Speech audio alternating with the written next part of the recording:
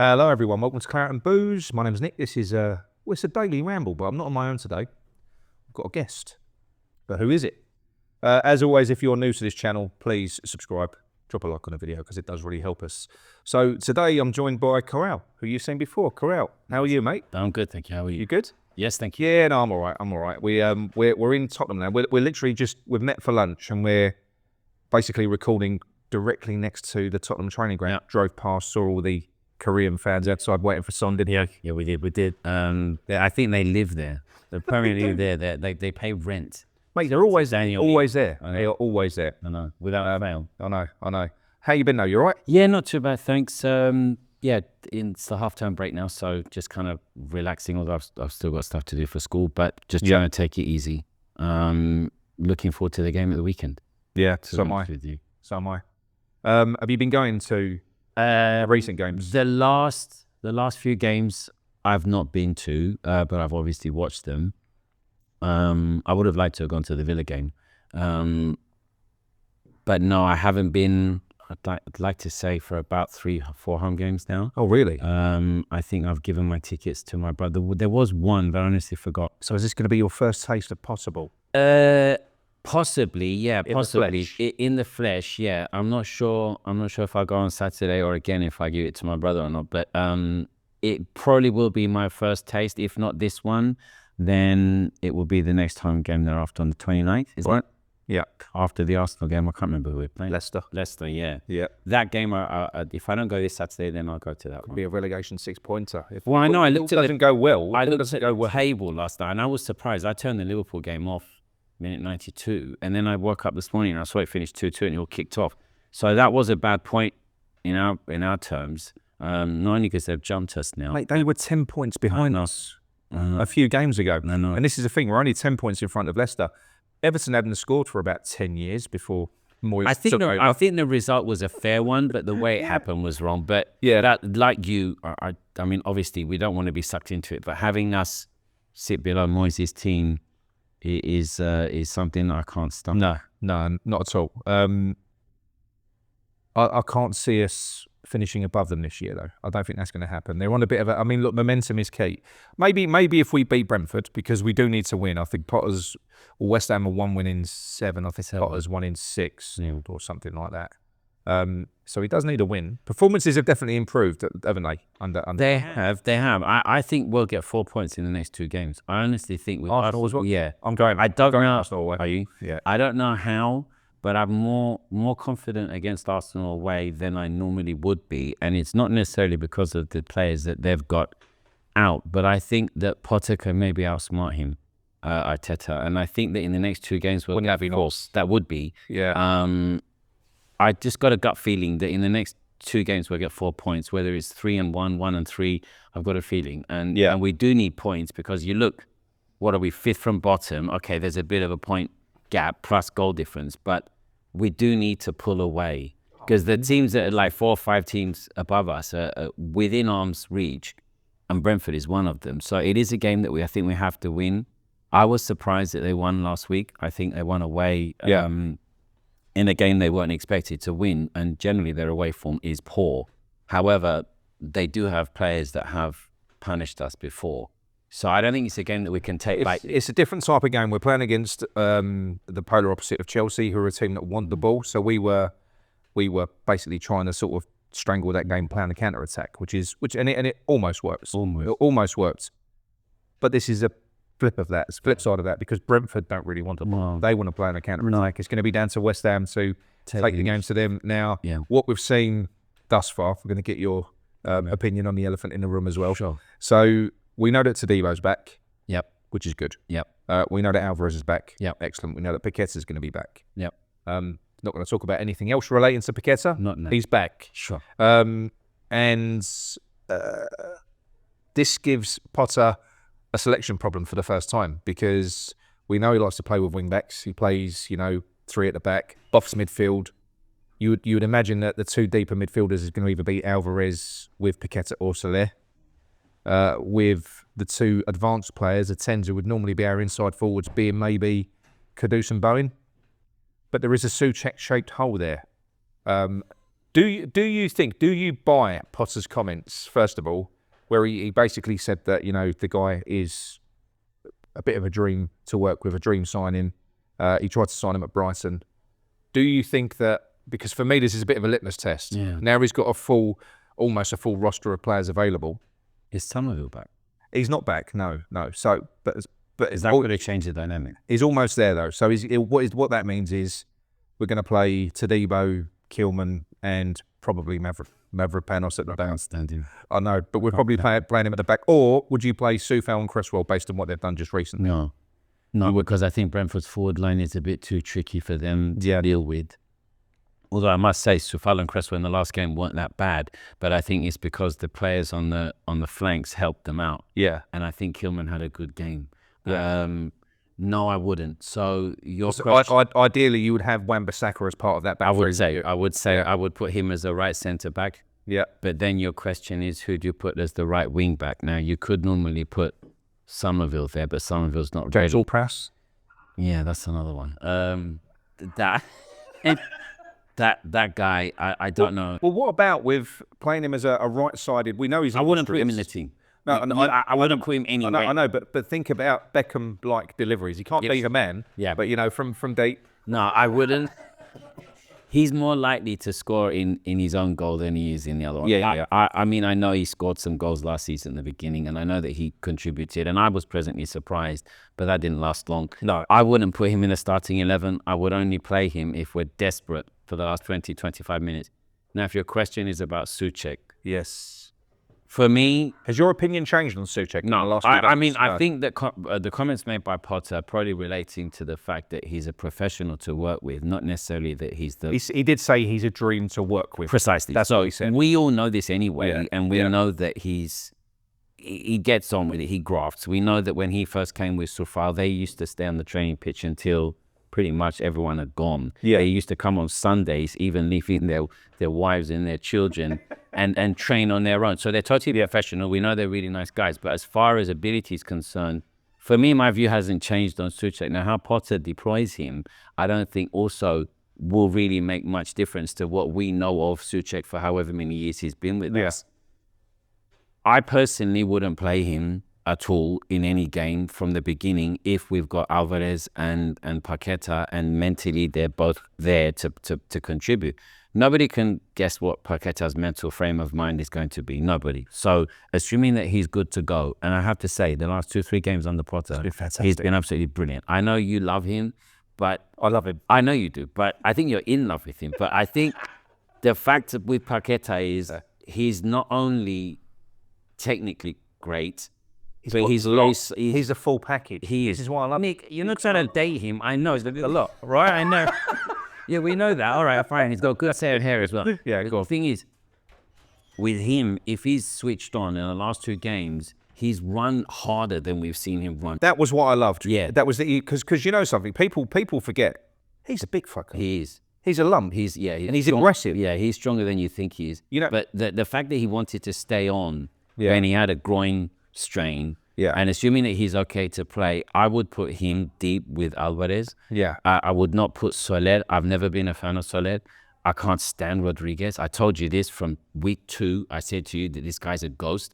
Soler has moments, but Guido's a typical example of he's a good, solid professional, not fit for the Premier League. No, not in he's not quick enough. No, not at all. So I would not start Soler. I would put Paquetá and Alvarez in front of Todibo, Kilman. I would personally put Wan-Bissaka. I wouldn't have Mavropanos anywhere near that team. I wouldn't. I'm sorry. If he does 1 good action in a game, he'll do 5 average and 4 poor ones. But if that's all we've got, if all we've got is Todibo, Kilman, and Mavropanos, or would you go with Casey? Would you give Casey a crack? To be honest with you, I'm always in favour of playing youth and especially academy. Yeah. However, I don't know that kid. I can't comment. In theory, sink or swim, isn't it? It is. And I think it's better to play him against Brentford than Arsenal if the stories that he's a good, up-and-coming player are true. And he's he's been added to the first team squad now. So him and Scholes are now... I know. I think I saw it on your channel. Yeah. I would try him, but I don't know if he can play in a 3 or 4. Assuming he can play in a 3, I would put him there over Mavropanos. I think that the motivation will see him through that game. We've seen how brilliantly Scarles has responded, and my brother's a massive fan of Scarles. Yeah. I am as well, but that kid has responded to being in the first team, and I don't see any reason why Casey can't. I would put him there. I think if Kilman keeps an eye on him, then I think he'll keep him in check and put one. I must admit, I did particularly enjoy the way that Scarles was introduced in that game, because you can see that he weren't just throwing him. It looked like Paquetá was tasked with looking after him in that game. So he was to a sense he was looked after. He was given the ball as well. You know, there was players linking up. They're encouraging. He was taking set pieces. He was, I know, and he is crossing more. I don't think in the previous game, I don't think he crossed the ball as much as he ought to, and there was a chance toward the end where I think he's got more to his game than that. He does. He can really. I think he's a goalkeeper as well. He's a goalkeeper. He's pulling on the reins a little bit because I think he feels a little bit nervous. Yeah, and a little bit, under pressure not to fluff anything up.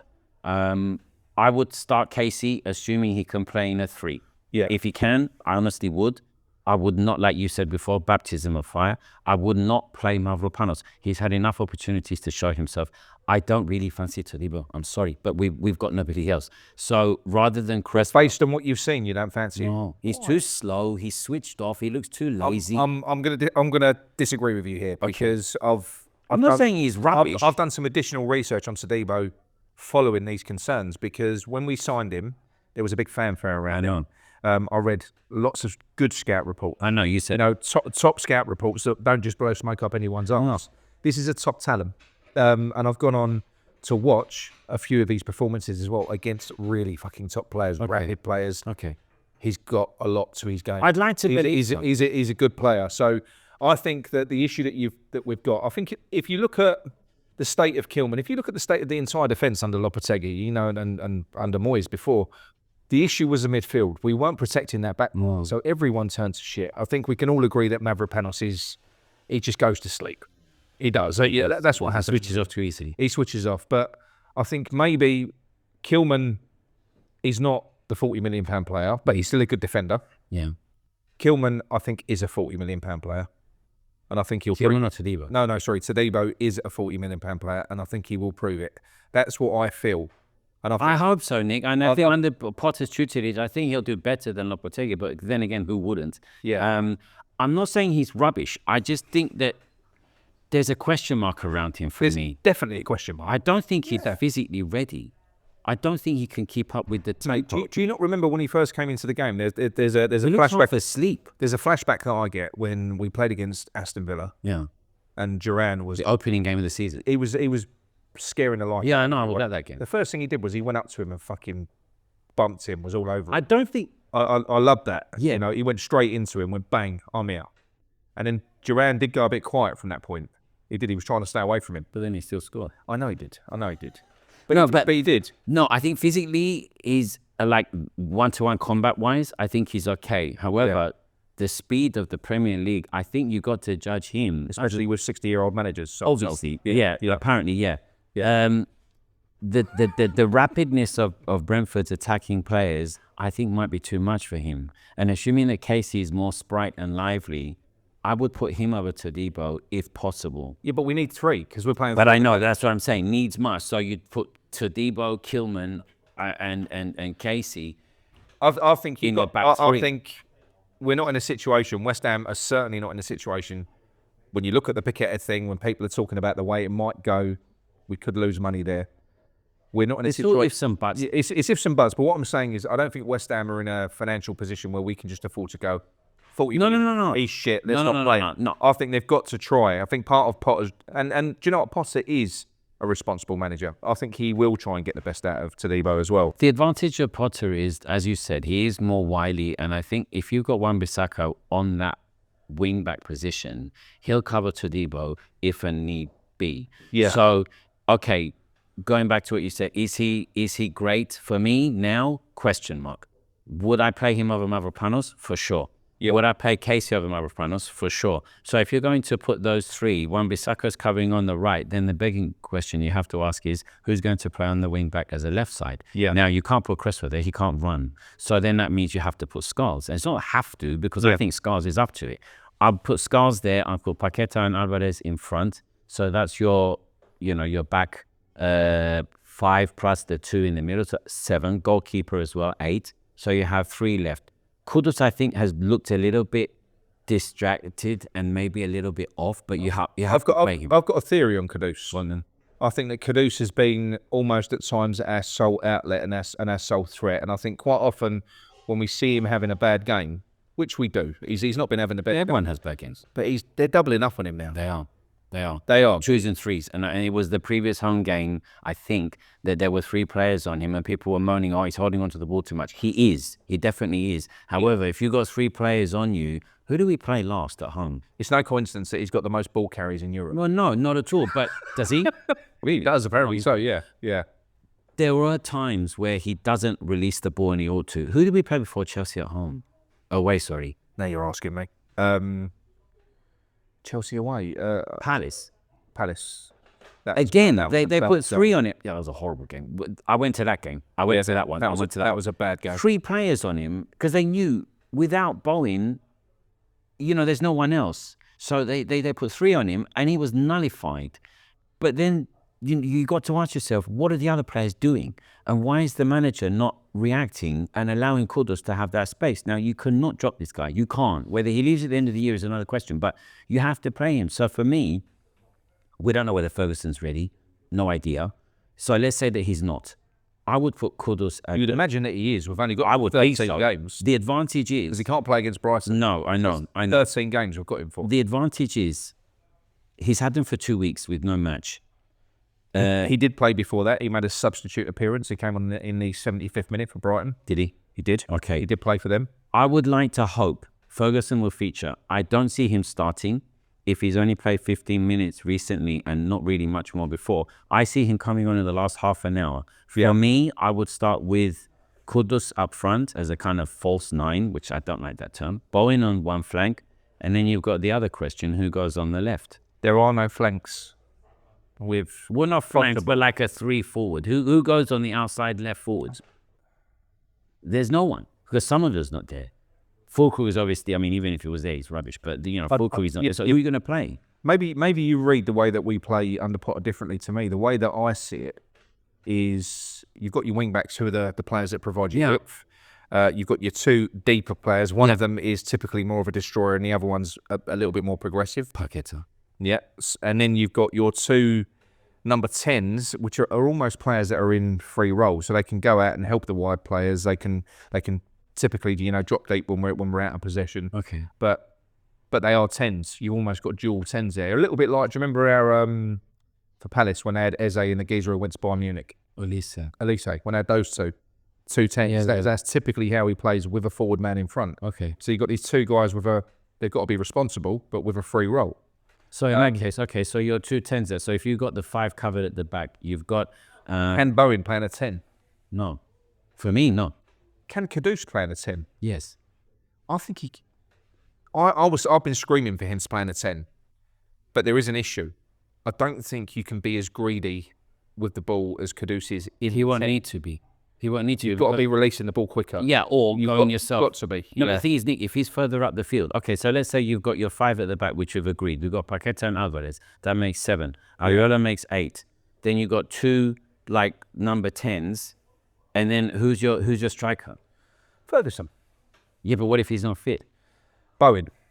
Okay, so who's your second 10? If Bowen's not playing as a second 10, who's your other 10? It would be Celeste. Soler would play next to... But it won't be. It will be Souček, precisely. But should it be Souček? For me, never. No. But in that case, okay, so with that logic, if Ferguson is not playing from the beginning, you put Kudus and Paquetá further up as the 2 10s, and Paquetá. That's delicious, though. That would be. Those 2 next to it. That would be. Yeah, that would be. Imagine being Ferguson and having those 2 behind you. I know. Come on. I know, but the thing is, I think Ferguson will play more against Arsenal. I don't see him playing from the beginning on Saturday. I hope so, because we need an actual forward, but I don't see him playing it. So you got to play devil's advocate and say, okay, what if? For me, I would never put Rodriguez near the team. I would never put Soler in the beginning if I've got an option. As much as I like him as a person, Souček does not start. He does not. He's definitely not a 10. I don't know what he is, but I would not start. Nobody knows what he But is. the thing is, if Potter's already raving about him from... He's a box and box player. That's the thing. That's what he is. Yeah, I know. He doesn't know which box. Nothing in the middle. No, Yeah. of course. Yeah. It's just the substance. The thing is, Potter's already bragged about him. So he'll play him. So he'll play him as that second 10. He'll put Bowen up front. And Kudus and Souček, which is just an awful combination. This would be madness to me because... It would be, but that's what Potter would do. Do you know why? Because we've got a centre forward now. I think Souček gets in the fucking way sometimes. Of course he does. He actually gets in the way. We should be trying to provide for this forward that Potter's basically hung his hat on. He wanted this guy. He would have gone and got him. Yeah. Well, apparently Ferguson wanted to work with Potter again, albeit for 13 games. But still, if Ferguson is not fit, we have a dilemma. For me, it's a non-starter. Souček does not start in that. Do you know, if we played him, I'd rather stick him up front.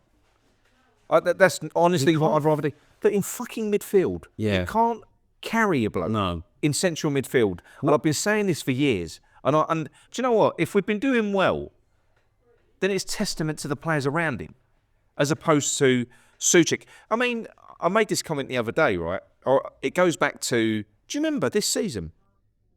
He done a drag back. Against? He changed direction. Do you not remember? It was the slowest drag back you've ever seen, right? But because Thomas Souček typically does not change direction. He's not a bounce ball. If you pass to him, that ball's coming straight back. Yeah. What he did was, he stopped, he put his foot on the ball, he dragged and he changed direction. There were people making videos of it on YouTube. It's been 5 years and he's finally changed direction in the football. Now that alone says to me... I don't remember that. The thing is... That's not right, is it? No, it's not right. And that shouldn't even be a wow moment. That should just be, he's a midfielder who's... doing his job. Doing his job. I would say putting him up front is not necessarily a bad idea. The reason being, not only will he kind of confuse... I'd stick him up front. Yeah, I would. The opposition's defence, because they're going to think this guy looks clumsy. His legs are all over the place. He's a fucking nightmare. So you don't know what he's doing. He could, and he is physical when he wants to be, you know. So I don't think that's a bad idea. If we're lacking in numbers up front. There is, because he's not stupid, Souček. He's not a stupid... Well, no, we remember when he elbowed someone against Frankfurt when we had a goal disallowed. And if he didn't, then we would have equal. But there is sense to the way that he plays. Because, you know, I often say, he's like a second referee. He just fucking shadows play. Yeah. This is how he gets most of his goals. What he does is he just hovers around. He lets all the other players sort of quite often combat and fight. And what he does is he finds pockets of space that are free.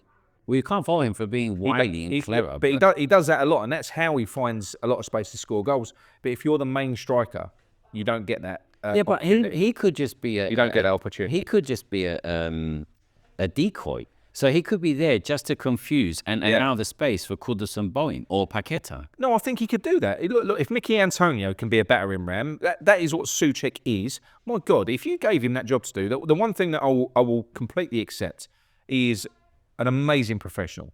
You know, he really is. I can imagine he is a dream to work with. And he is someone that you could just say, fucking go up front and just run your ass off. Give those centre-backs... Run into the centre-back. Run into the centre-back. Cause chaos. Brentford's defence is not great. It's not. So I don't think that goalie's great either. So he can do it, and anything that is coming in the air, especially, he can pose a threat to the goalie. Definitely. And he knows what a goal is. Yeah. So, well, yeah, I mean, his stats don't lie in that respect. No. I think if you do have to play Souček, I think your idea of playing him up front is a good one. But I don't think Potter... I know. Honestly. Get him far away from the midfield.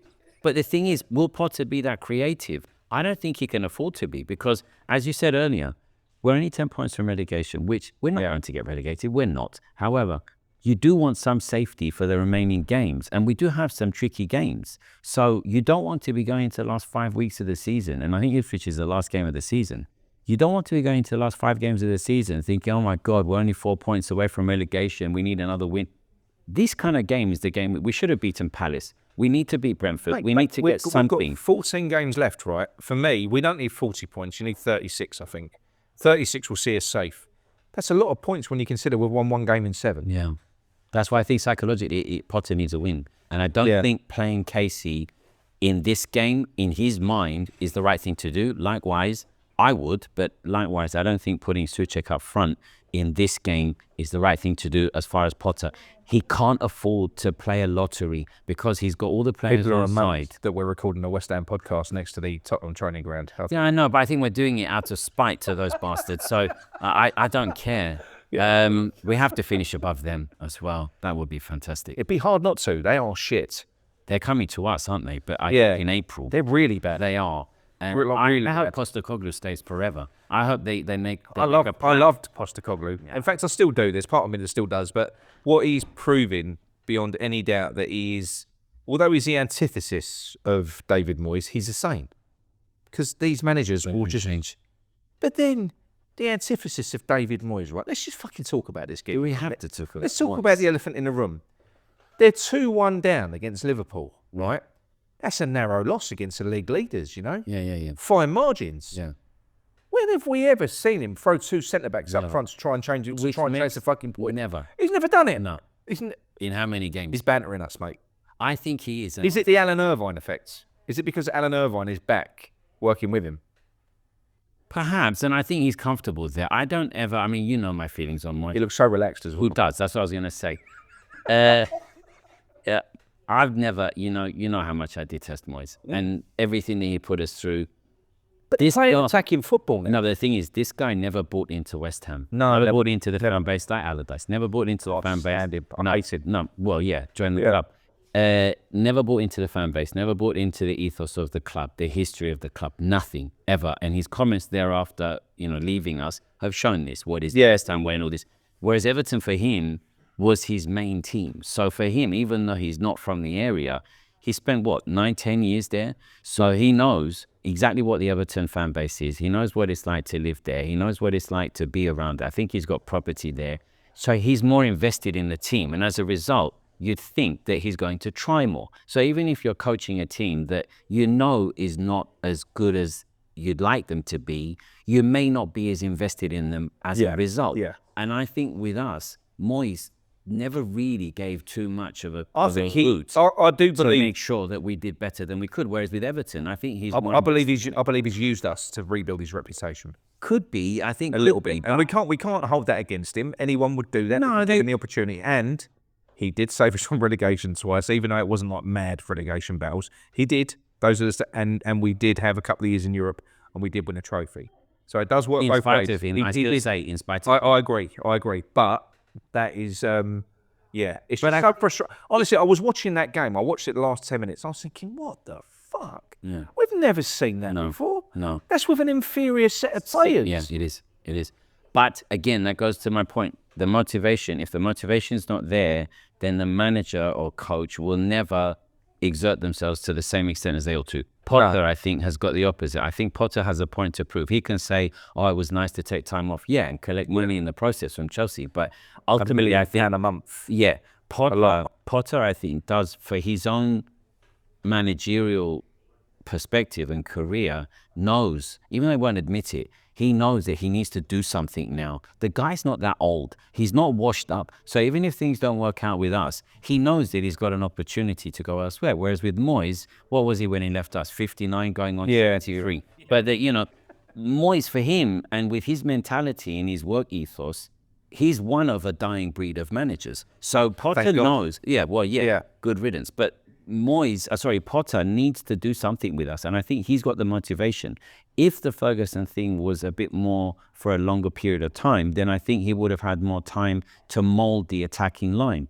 But he knows that he's potentially going to go in for 13 games. He knows that Somerville's out for we don't know how many more weeks, 3, 4, we don't know. Bowen's have just come back. Okay, he scored against Chelsea, played well. That's just Bowen. But ultimately, Kudus has dropped. He's dropped it in comparison to his performances last year. Paquetá's got all this other noise going on. You don't know. Alvarez seems to have come into his own. But it's a matter of juggling all of these balls together and making sure that he can manage the players at the same time at the business end of the season. So how successful Potter will be moving on is unknown.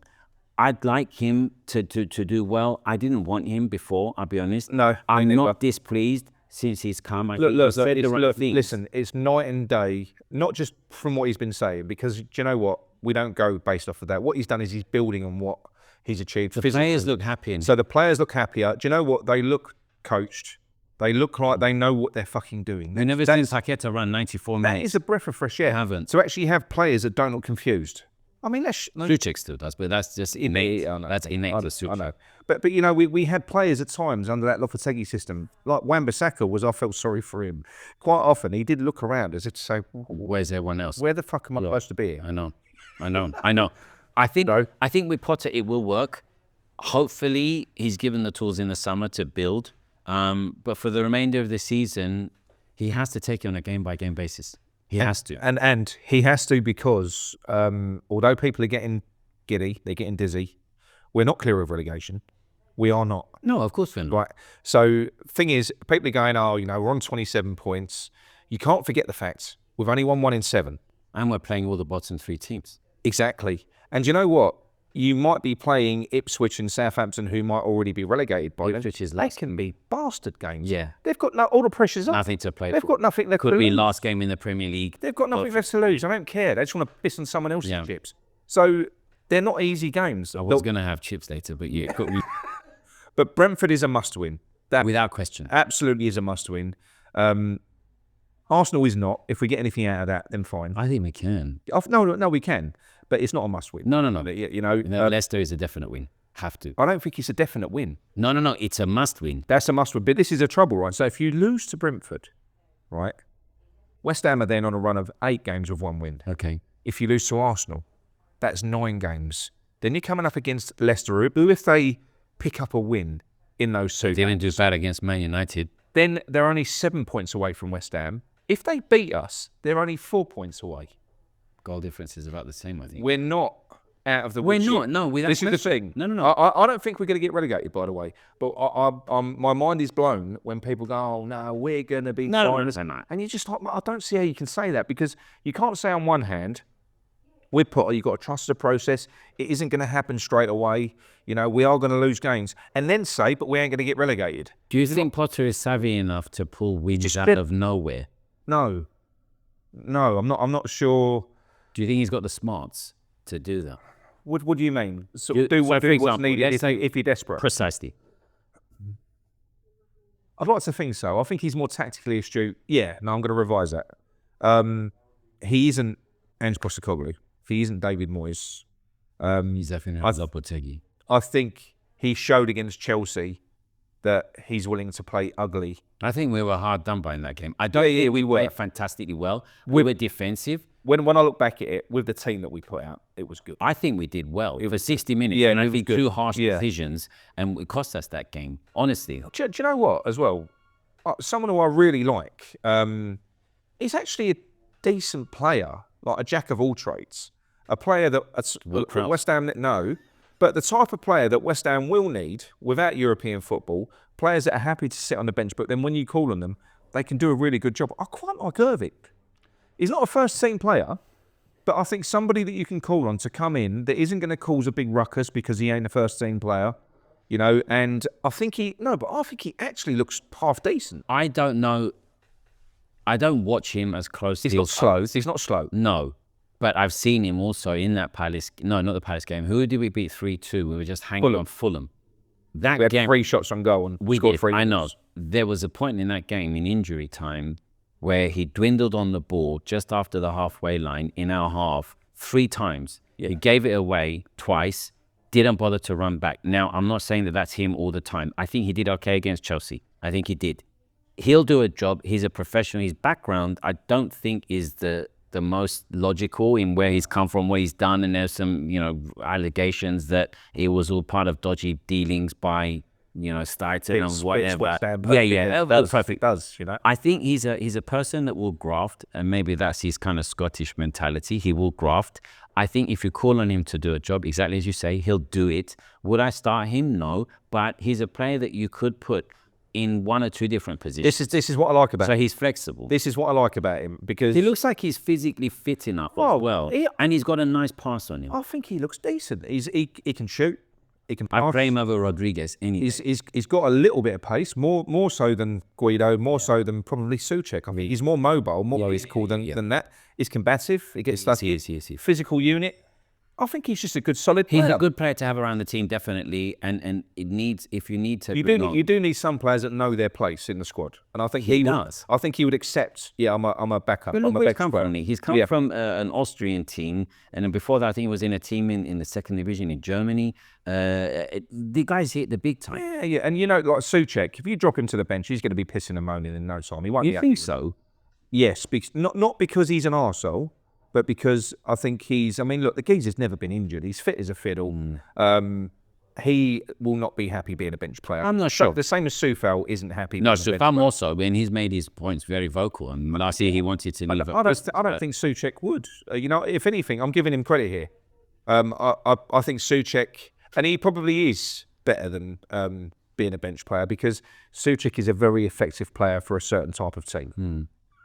Just not what we're trying to do. Not what we're trying to develop. You know, I think we do have one or two players that do fit that kind of utility man mold. And I think Irving is probably one of them. Forget about Potts. Potts is coming back next year. I told you about Freddie Potts back in October. I said to you, I think on a call that I made to your show, I would try and get him back in December. Yeah. Although I understand the logic to sending him away. I like that kid from a year and a half ago. He absolutely, it would be a travesty if... I never would have sent him out. I would have put him in the first 18. It's been good for him, as it So it has been. It looks like he's going to get... Well, he got Player of the Year for Wickham. He's followed that up, but it looks like he's going to get Player of the Year for Portsmouth. If he does not get rewarded... I think for 2 consecutive seasons like that, with a run and a chance in the first team, it would be a fucking joke. No. But I think Potter does value young players, and I think he does. He'll give him the kudos that he needs, and he'll put him into the team. If he's called Skulls and Casey into the fold from now, never mind what Potts is doing, and I think Potts has achieved more on Skulls. I think maybe what we need to do is do a switcheroo, maybe send Alford out on loan, because he looks like he needs a little bit more. He does. He needs time. He does need time, but I would definitely put Freddie Potts in the team. To be honest with you, if Alvarez is still there, I would start him next to Alvarez. Yeah, honestly, mate, I would. I've seen clips of him this year. I know it's a championship. He's a fucking... No. I liked him anyway. I think he was learning under Rice really well, and I think that he got the kind of foundations at that time when he was just beginning to bulk up a little bit. Yeah, he's very calm. I remember his old man. I mean, we started going, as I said before, in '82. So I remember his dad. For the whole duration of his time at West Ham, his dad was a fantastic professional, played in 3-4 different positions. If he can learn 50% of his game from his dad, he's going to be a fantastic actor. I know. And he was a brilliant guy anyway, like Kevin Keane. Freddie Potts will be an asset for us. And I think if Potter is there at least for the next 2 years and a half, like from now, he will embed him into the team without question. Whether Paquetá is there or not is irrelevant. Whether Soler or Rodriguez are there is irrelevant. Yeah, I would put him next to Alvarez, because we've seen a rejuvenated Alvarez under Potter. And I think learning from a rejuvenated Alvarez, akin to the Alvarez from last season, Potts will benefit. Yeah. He's not going to start thinking that he's all high and mighty. He'll know his place, but he'll know that he deserves more recognition because of his 2 stints outside of West Ham. And I think having Alvarez, who is a leader, and we said last season, should have been the captain. I mean, my friend Perry keeps going on about why the hell is Bowen the captain this year. As much as I love Bowen, he's not a captain for me. So I would have put Alvarez. And I think having Alvarez as the kind of bodyguard just for Freddie Potts. Just slamming the brakes. Great. Slamming the brakes now, Alvarez, just very quickly. Sort of people this season, for some reason, well, I get it. His form dropped off, you know. You could see quite clearly he was being told to remove some tenacity from his game. I remember he ducked under a ball once, you know. He looked like it was completely gone. And he's 6'5". Yeah, exactly. He looked like it was completely gone. But then the minute Potter's come back in, which is something that I really admire about Potter, and I think this is why we got the best out of Paquetá, because I think when Potter's just come into the team, he's got match after match after match. There's only so much you can do with a group of players in terms of getting your philosophy in. But what he's done is he's addressed people individually. Yeah. He's gone up That's to the them. man managing. He's set them free. He's gone, you know, what's going on with you? Why are you putting out the tackles? You're El Machine, bruv. What are you doing? You know, that's very much. Smash into players. That's what you love. It's what you're good at. You know, if you get a yellow card, we'll manage it. Don't do anything stupid. You don't go get him reds. Yeah. If you get a yellow, we'll manage it. Don't worry. But don't change who you are. Paquetá, what are you doing? Yeah. You know? I always revert the subject, but no, but I agree entirely. And Kudus needs some of that love. He does, and I think Kudus, because he's very temperamental. He needs some of that love. He's kind of he's put himself in a bit of a cocoon. He's kind of pulled himself away from the units. Yeah. Whereas Alvarez does have that. I kind of feel sorry for him a little bit. I do a little bit. Caduce. Why? Because I do. I feel like I do actually feel sorry for him. I feel like I like him. I feel like he's misunderstood. I think he's one of those players. It's like people are saying, "Oh, his demeanour. He looks grumpy." He looked grumpy when he first joined. He's just got one of those resting bitch faces. He was like that at Ajax as well. Yeah, he was like that at Ajax. He's just got a resting bitch face. Yeah, just the way he is. Yeah. I feel like it's a confidence issue now. It absolutely is, and I feel like he does. You know, he wants to be scoring goals. He wants to be the guy. Goals. Yeah, and he's not. And I think the up and down that we've had this season has impacted him more than most because he is a confidence player, which maybe is a silly term, but if you've got a player that wants to have the spotlight on them and they know that the team is doing badly, they'll get grumpy and get in a huff. And he's proven that already. Yeah. He does need a goal or two. He does need an assist or two. So even there was that goal that he scored, I can't remember, it was a Fulham where he just literally tapped it in from a rebound or something. That kind of action, he just needs to give him a little bit of a boost. If Potter can use him right and he can make sure that he gives him that freedom not to have 2-3 double up on him, everyone knows how good he can be. Yeah. Then I think that's the key. If Potter starts... Oh, it's gone. Is it? It's died. The battery's gone. Hey? The battery's gone. No. Oh.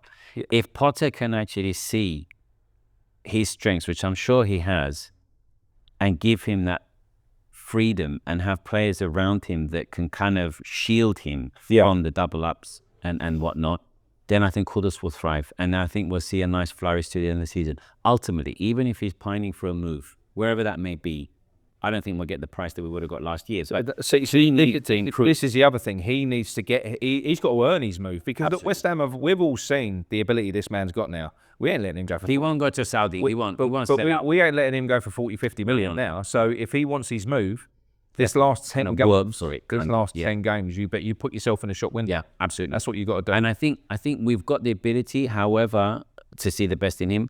But he needs a full team around him. So he needs some of it. He needs Ferguson there. So he's got Paquetá and Bowen backing him up. If there's like holes in the team with the players around, so Souček is still featuring, or God forbid, Ward-Prowse, or, you know, one or two others, Fulkrug, if he does come back, then I don't think that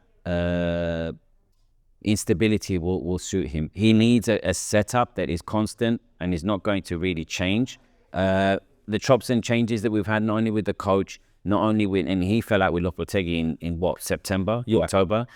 I don't think have helped him because he is one of these players that he wants to focus on him. He wants to be told that he's the guy, whereas Paquetá just gets on with it. Yeah. And I think he's a different mind frame, you know, where he's come from maybe versus playing in Holland is a different mentality. Yeah. But I think we can still see the best out of Kudus. I don't want him to go, although if we did get a good offer for him, I wouldn't be averse to selling him. Whether we'd invest that money properly is another subject. But, you know, I'm kind of indifferent. But if we're going to sell him and get silly money like 30 or 35, then I'd say don't. You keep him. Yeah. If we get a good enough offer and we can invest it wisely with who Potter wants, then fine. If Kudus has made up his mind that he's switched off from West Ham and he wants to move elsewhere, whatever happens to Paquetá, whether Alvarez goes as well, it could be that we lose 1, 2, or 3 of them for whatever reason. But that's something that you have to maybe face because it's always for the betterment of the team. Yeah. And if Kudus isn't really content, or for whatever reason he's got a better ultimately you can't keep unhappy players. No, because it will affect and it will trickle down, and it goes against what Potter's trying to build at West Ham, which is a happy camp. You know, just imagine him. And I don't think Potter's got any issue with that as well. Apparently, when you look at his time at Brighton, he's got no problem with talking to a player who knows that they're not going to see out their entire career at Brighton or the club that he's managing, but he will get it through to him. Look, if you do well for us, we'll do well by you. He's got cases. He's got case studies here, you know, and he won't hold anyone back. No. He won't do that. So I think that if you have the situation that we do, whereby you've got Cresswell, you've got Sufal, you've got Fabianski, these guys, you got Ings, these guys, we didn't even mention him. We said earlier on about that's how insignificant he's become. We didn't even mention him. you got these players. Antonio, sadly, you've got 4 or 5 players here that are going to exit the team. You know, so you know Antonio's going to come back. Like, I hope so. I hope he amazing. plays at least one game against Tottenham and scores. I guarantee you. And then you can take your top off and run at the training ground around the corner and show off. Fucked up thing about, and when the accident was horrific, right? Yeah, I know. Anyone else? Isn't that still dodgy though? Because it might have been a left-hand drive car, and the witness that came by said apparently that he was on the left seat of the car. Now, I don't know, but what I'm saying is, right? Anyone else that impact, it would have just broken your body. Like not just the leg that took the brunt of the impact. Your insides would have been smacked. Everything. You'd have had back problems. Apparently, there was literally fuck all apart from his broken leg. That's it. It must help. It must be helping build like a brick. It does, and with that car, you're going to have probably 75 airbags. But the thing is, it was horrific. But yeah, I hope he comes back in some context, even for one game. Yeah, I'd love to see it. I've got a feeling that he will. I think they'll do like, you know, a 3-month, 6-month contract just to get him trained. I'd like to see them stick with him until he's until he can play. Yeah. Just like they did with Ogbonna. Yeah, they will. I mean, we criticise them for an awful lot of things, and rightly so. He's done a lot for us, Antonio. Big time. I mean, look at Ogbonna. Ogbonna, again, was out with an ACL. They gave him a year contract. He knew that he wasn't going to see that year. Sometimes they do surprise you. They do, and we'd like to believe that with Antonio they will, because everyone saw the reaction that the fans had to Antonio. We all feared that he was going to die. Oh, and everyone cheering. So bad. Oh, I bet. Do you know how upset I was? I know. That weekend, it was so bad. I know. Honestly. And Virgil as well. Virgil. Yeah, he was crying. But the thing is, everyone loves Antonio, and we all criticize him, and rightly so. Yeah.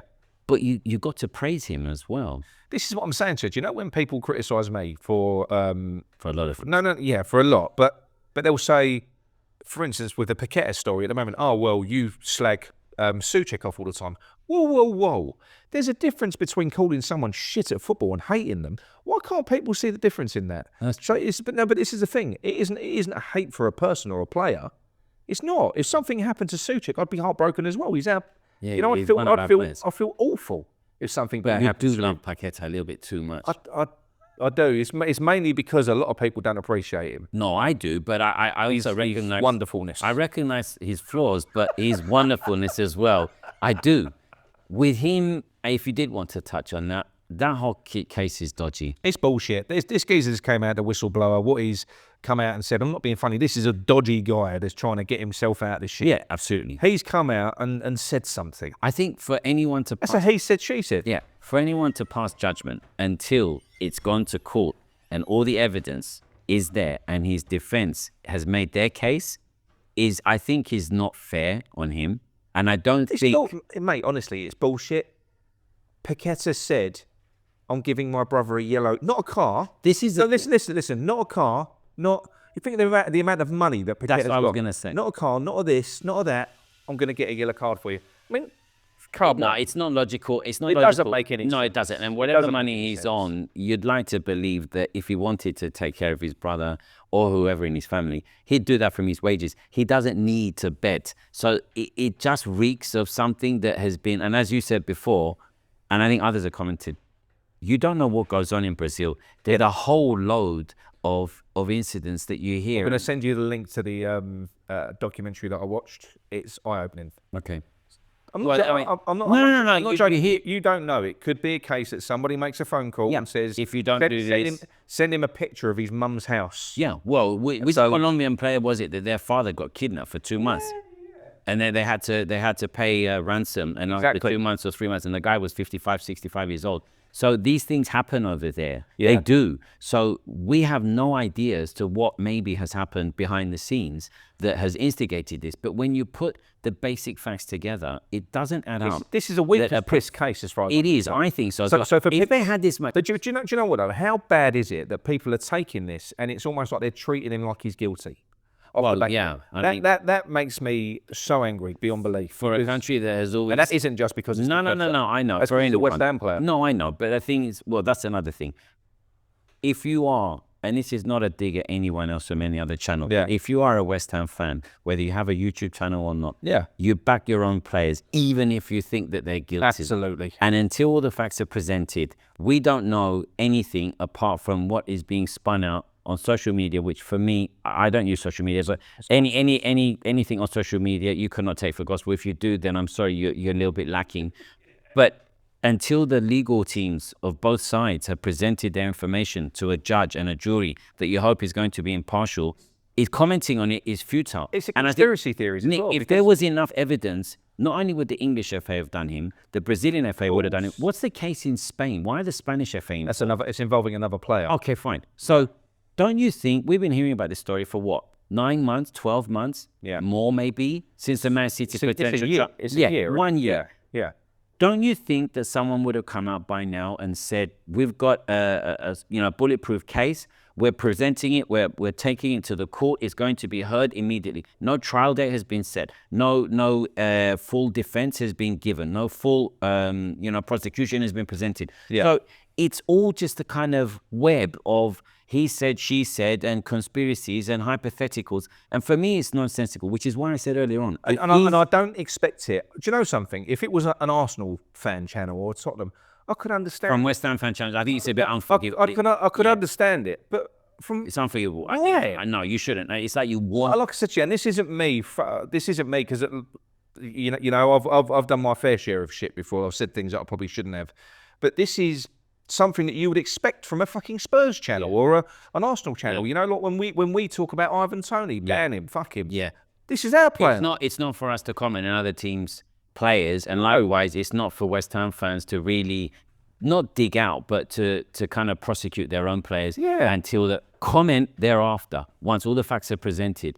But until then, it's all speculation and hypotheticals. I think you'll see in the next 1-2 games what Paquetá's mental frame is on the field. I think we know what it is. I think he's already got to grips with everything, and I think he's going to be brilliant on the weekend. If he's half as good or 70% as good as he was against Villa, he will be. Then I think he's comfortable in himself, knowing that they don't really have a leg to stand. I believe in you, look. Yeah, we all do.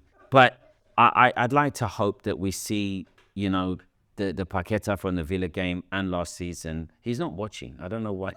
No, but it might be. Ultimately, if we do, then it benefits us. Yeah. And that's it. And I think Potter is someone, he gives me the impression that he's someone that he can put his arm around a player if need be. He is known to be a good talker, a good listener. He's got a very calm demeanor about him. And I think in these instances, it's better that we have a coach like him or a manager like him than Lopetegui or Godfrey. Well, look, this group of players needed a therapist. They did. And I think that's what we've gone and got in. He's a little bit like that, He does give that kind of air to him. And we don't know what he's like on the training pitch, but, you get the impression that he's there to be spoken with if need be. Yeah. But you'd like to hope that he's also someone that will talk to players if they're not doing what he's asked. Yeah. I think if we take the game to Brentford, we can do something against them. And you never know with Arsenal. We do have to finish up. Okay. So Brentford. Yes. Talk to me. What's going to happen? Gut feeling. I think it depends on the team. If Sussex starts in midfield, we'll make it more difficult than we ought to. If Mavropanos starts, again, even more difficult. Gut feeling is draw, but on paper, we can win. But the players need to be, as we mentioned at the start of the show. Yeah. Arsenal, I think it depends how we play against Brentford. Even if we don't beat Brentford, I think if we take confidence from that and their situation with a couple of players out for the season, I honestly don't see us losing there. I don't. I really don't. On paper, we shouldn't beat. You're right. I honestly don't. And I don't rate Arsenal. I really don't. And if you strangle, I don't think they've been playing great if football. You strangle Odegaard in the midfield, they haven't got the play actor in Saka. They haven't got that lethal forward. No. So, and if we're all commanding and focused and disciplined, just like we were against Chelsea, and we really could have beaten Chelsea. Yeah. I think we can do something against them. And I would be happy if we get a point against them and win against Brentford. I don't see the Arsenal game being as horrific as the last 2 home games. I don't. If we lost both of those games, would you be thinking, shit, this is a relegation battle? Yes. Really? You know why? Because if we can't realize the fact that we would have had one game, it's not a real relegation battle, but we're making it more dangerous than we ought to. Yeah. We're not going to go. We're not. If it's a junk, Leicester a junk, Southampton a junk. But you will get nervous. You start to get a little bit twitchy. Everton were junk. They still A are. few games ago, there was 10 points We've behind got us. to play them as well. I know. There, isn't it? Well, we've got to play Yeah, it's there because we drew 0-0. Brentford, Arsenal, Leicester, Newcastle, Everton, then Wolves. See, that is a run of games where if it doesn't go well, that's not good. Newcastle is at home. Yeah, I know, but that's a run of games which isn't great. They're- And I do believe in momentum. Me personally, I think we're going to beat Brentford. I do. I think we're going to see a fantastic performance. I don't think the minority is going to happen. I don't think that we're going to see a midfield duo of James Ward-Prowse and Suchek in midfield. No. I don't think that's going to happen. I think we will get the right team put out. I think him having 2 weeks with that group of players is going to show. I think so. It's going to show, and I think we'll take them apart. I think that's what's going to happen. I think we definitely. I won't look ahead to Arsenal yet. I mean, I'm going to be there, so I hope we get something. I think we can beat Brentford without question. We can, Yeah. and especially them away. I know they won their last one, but I am away- nervous, though. I am nervous. I am as well. And if we win, it will be an ugly win. But at this point, I would take it. Yeah. I would take it. But the 2 weeks after he's had to get with this group and Ferguson, hopefully to get some, training time under his belt, I think will suit us, and it will not suit us. Sorry, it will benefit us. And I think we can beat them. But gut feeling says that because they are tricky, forward, they are tricky. They've got some nifty players. I think score draw, but we definitely can beat them. Yeah. We definitely should need to beat them. Yeah, I think so as well. Right, well, look, that is it. We've Great. wrapped it up on the hour mark. Well, Corral, thank you very much. thank you, Nick. It's been absolutely Fantastic. lovely to meet you in person. Likewise. We'll do it again. Hopefully. Yeah, okay. Come on, you wines.